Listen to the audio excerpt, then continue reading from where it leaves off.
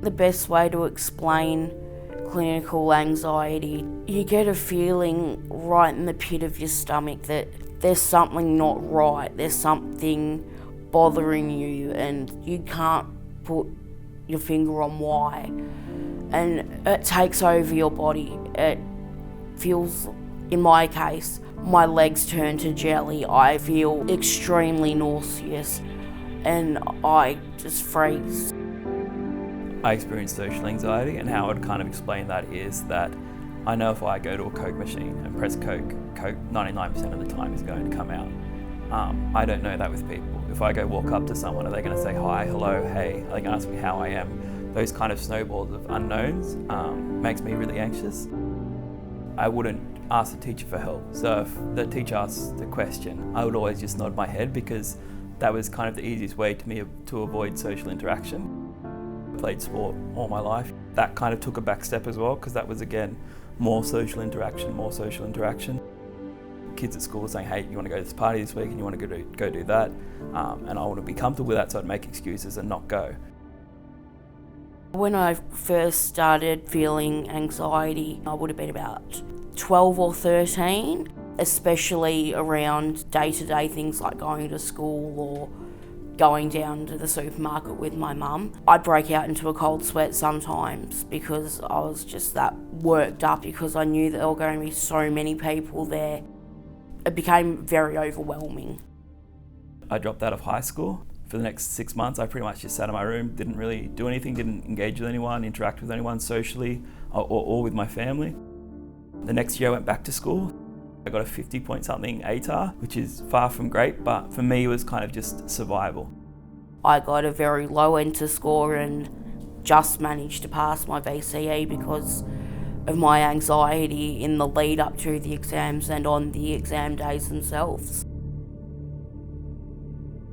In terms of relationships, one in particular, there wasn't very much of a intimacy in that relationship because of medication that I'm on. I had a very low interest in being intimate with him, and because of that lack of interest and then thinking, oh God, I'm being a really bad partner because I can't do this with him, definitely had an impact on the relationship overall. There was always the desire to go to Subway. Nice fresh sandwiches, all this selection.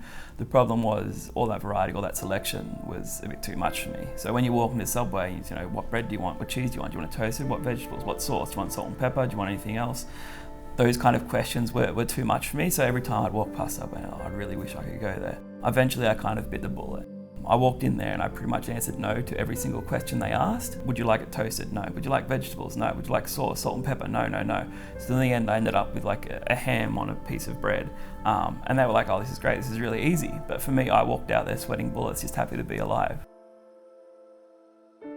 There's plenty of things that people did that were unhelpful. The worst one is just get over it. That is the worst thing you can say to anyone that's having a panic attack or has a mental illness. They've got no control over it. The typical male approach of, oh, you're fine, you just harden up sort of thing. I copped plenty of that back in the day. The kind of whole thing about social anxiety is you don't have a big social circle. Positive outside influences from that didn't really exist for me at the time. Mum was very much, okay, something's not right, we need to go see someone. And I'd be like, no, it's fine. But eventually she kept asking, kept going, fine, I'll go, whatever. And then once I was sitting there and actually in the moment, that kind of when it kind of hit me, and I realised that, you know, something isn't right and I haven't really been truthful to myself. When the anxiety first started, I think my parents in particular, if they had known what to look for and what to recognise, could have picked up that I was a little bit out of character at times, that the anxiety also brought with it a bit of depression as well. It's not really normal for a 12-year-old to sit in their room all day and not interact. My GP was the first one that really took it seriously. He asked me how long I'd been having these anxious feelings, asked me to describe what feelings I had when the anxiety hits. Yes, you've got that high enough score that you should be on an antidepressant. I'd been to a variety of different services before. I'd been to one when I was 14 or something. I went once and I thought it was an absolute joke. I'm not coming back here again. I went to another one when I was 17. I was there for 6 months, was starting to build a rapport with the counsellor there. Then I turned 18. I was no longer youth, so I had to move out the door. I went to a private psych. I did my 10 free sessions or whatever it was at the time, and then I had to move out the door again. Finally ended up at Headspace, where I was able to see a mental health nurse practitioner, and because of the funding schemes at the time, he was kind of able to see me more regularly and for a longer term. So I pretty much saw him for 3 years, pretty much 1 day a week, which was really what I needed. The main thing that helps me when I'm having a panic attack is just to be left alone for a couple of minutes so I can get over it. Boyfriend, he in particular,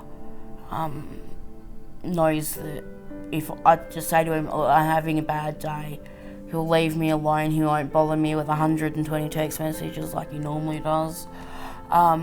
Other times he's come up to where I live. It's a good hour and a half between his house and mine. The biggest thing that he's done is accept and understand. What worked for me was kind of learning what was going on physically. So knowing, hey, I've got butterflies in my stomach, but that's just the cortisol pumping. My mind's racing, but I know that's a response from the anxiety. Learning those things and kind of removing the unknown from the anxiety really helped me feel more comfortable with it. The other thing that really helps me is mindfulness. At first I thought, well, what is this? It's kind of hippie. But once I actually learnt more about it and started practicing it, I've realised that it gives you a bit more of control over what's happening to your body involuntarily. You can focus on your breathing and focus on the sound of the wind going through the trees, or focus on the fact that the sun's shining. Taking that time to distract yourself from what is going on within your own body and just bring yourself back to, I guess, normality.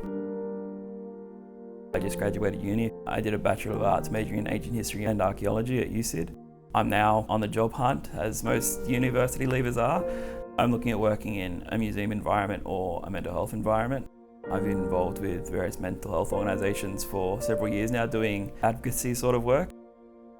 I don't necessarily like when people say they've recovered. For me, it's kind of a recovery journey, and I'll be more comfortable doing things and I'll be able to do more things. But for me, the kind of anxiety will still always be present. Socially, that makes it somewhat difficult. I have a few friends, but by no means am I going out and partying every weekend or hitting up the pub or anything like that. I would love to get back into sport again. I'm a bit older now, and a lot of younger people have gone all around Europe and done all these things, but I live so long in my bubble sort of thing, I want to see what's outside of it as well. At present, I'm studying a dual diploma of mental health and alcohol and other drugs. I'm only doing it part-time, as at the moment that's all I feel that I can handle. Once I finish in roughly 18 months, I've got a view to getting into peer support work and trying to help those that are in situations that I've been in to try and get them through to the other side. Once you know what it is that's causing these symptoms, you are able to get the help, work through it, and when it does happen again, you know what it is and you know what to do. People need to realise that it's a lot more common than people think. You aren't necessarily alone in what's happening to you. I think also that there's a variety of different services out there, and if you find the person that fits well with you and works well with you, there's no reason why you can't progress along your recovery journey to a fulfilling life.